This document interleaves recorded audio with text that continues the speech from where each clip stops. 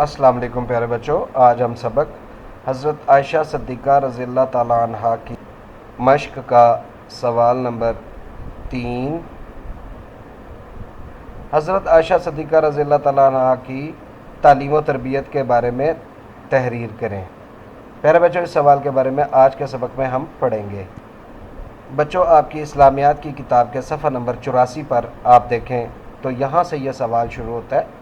رسول اللہ صلی اللہ علیہ وآلہ وسلم کی تعلیم و ارشاد کی مجلسیں روزانہ مسجد نبوی میں منعقد ہوتی تھیں، یعنی حضور صلی اللہ علیہ وآلہ وسلم جب بھی صحابہ کرام کو تعلیم دیتے اور آپ اپنے ارشادات جاری کرتے، ان تمام تعلیم اور ارشادات کی جو مجلسیں ہوتی تھیں وہ روزانہ مسجد نبوی میں منعقد ہوتی تھی۔ مسجد نبوی میں منعقد ہوتی تھی یعنی مسجد نبوی میں ان کا اہتمام کیا جاتا تھا۔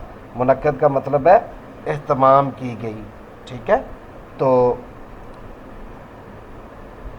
جو حجرہ حضرت عائشہ صدیقہ رضی اللہ تعالیٰ عنہ سے بالکل ملحق تھی، ملحق یعنی جڑی ہوئی، یعنی مسجد نبوی میں جس جگہ پر یہ تعلیم و ارشاد کی مجلسیں ہوتی تھی اس کے ساتھ ہی حضرت عائشہ صدیقہ رضی اللہ تعالیٰ عنہ کا حجرہ تھا۔ حجرہ کہتے ہیں چھوٹا سا کمرہ، ایک چھوٹا سا کمرہ۔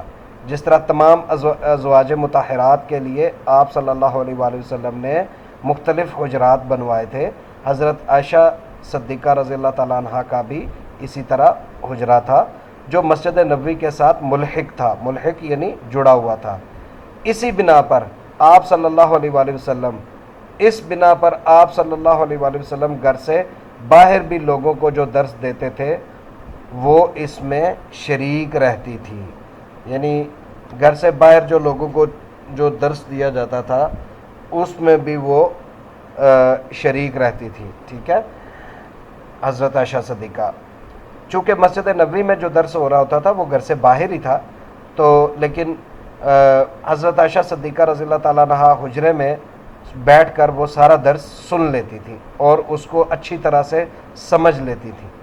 اگر کبھی دوری کی وجہ سے کوئی بات سمجھ میں نہ آتی تو آپ صلی اللہ علیہ وآلہ وسلم جب گھر تشریف لاتے تو دوبارہ پوچھ لیتی تھی، یعنی جب آپ صلی اللہ علیہ وآلہ وسلم صحابہ کرام کو تعلیم فرما رہے ہوتے تھے تو اس میں اگر دوری کی وجہ سے آواز پوری طرح نہ سننے کی وجہ سے اگر کوئی بات سمجھ نہ آتی تو جب آپ صلی اللہ علیہ وآلہ وسلم گھر تشریف لاتے تو حضرت عائشہ صدیقہ رضی اللہ تعالیٰ عنہ ان سے دوبارہ وہ بات پوچھ لیتی تھی۔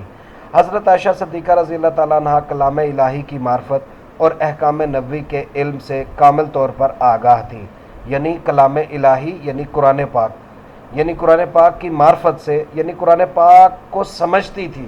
معرفت کا مطلب ہے کسی چیز کو سمجھنا، کسی چیز کی معرفت حاصل کرنا، یعنی اس چیز کو اچھی طرح سے سمجھنا، اس کا میننگ سمجھنا، ٹھیک ہے۔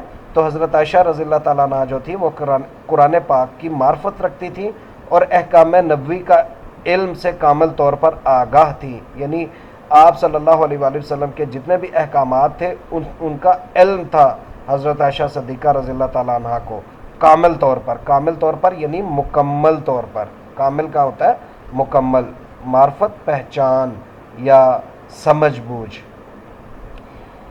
اچھا، آگاہ تھیں یعنی ان کو علم تھا۔ یہی وجہ ہے کہ صحابیات رضی اللہ تعالیٰ عنہن میں سب سے زیادہ احادیث آپ رضی اللہ تعالیٰ عنہ سے روایت ہیں، یعنی جتنی بھی صحابیات ہیں ان سب میں سے سب سے زیادہ احادیث جو ہیں وہ حضرت عائشہ صدیقہ رضی اللہ تعالیٰ عنہ نے روایت کی ہیں، اور بے شمار صحابہ کرام رضی اللہ تعالیٰ عنہم پر علمی برتری اور فوقیت رکھتی تھیں۔ اچھا، ایک چیز یہ میں آپ کو پیارے بچوں بتاتا چلوں کہ یہ روایت کا مطلب ہوتا ہے یعنی آپ حضرت عائشہ صدیقہ رضی اللہ تعالیٰ عنہ نے پیش کی۔ روایت کا مطلب ہے پیش کی، یعنی انہوں نے جو حدیثیں جو انہوں نے نبی پاک صلی اللہ علیہ وآلہ وسلم نے جو کچھ سنا اس کو آگے پیش کیا۔ روایت کرنا یعنی آگے پیش کرنا۔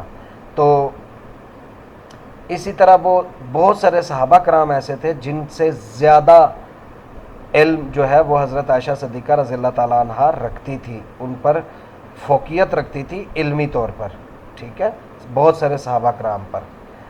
آپ رضی اللہ تعالیٰ عنہ علم انصاب اور شاعری پر دسترس رکھتی تھی۔ علم انصاب نسب کی جمع ہے، یعنی خاندانوں کا علم، ٹھیک ہے، تو اور شاعری، ان دونوں پر دسترس یعنی پورا کنٹرول تھا ان کا، مکمل عبور رکھتی تھی وہ۔ یہ علوم آپ رضی اللہ تعالیٰ عنہ نے اپنے والد حضرت ابوبکر صدیق رضی اللہ تعالیٰ عنہ سے سیکھے۔ آپ رضی اللہ تعالیٰ عنہ علم طب سے بھی واقف تھیں۔ طب کہتے ہیں ڈاکٹری کو، تو حضرت عائشہ صدیقہ رضی اللہ تعالیٰ عنہ علم طب سے بھی واقف تھی، یعنی ڈاکٹری بھی جانتی تھی، حکمت کہہ لیں، حکمت بھی جانتی تھی۔ آپ رضی اللہ تعالیٰ عنہ نے متعدد غزوات میں نبی کریم صلی اللہ علیہ وآلہ وسلم کے ساتھ شرکت کی۔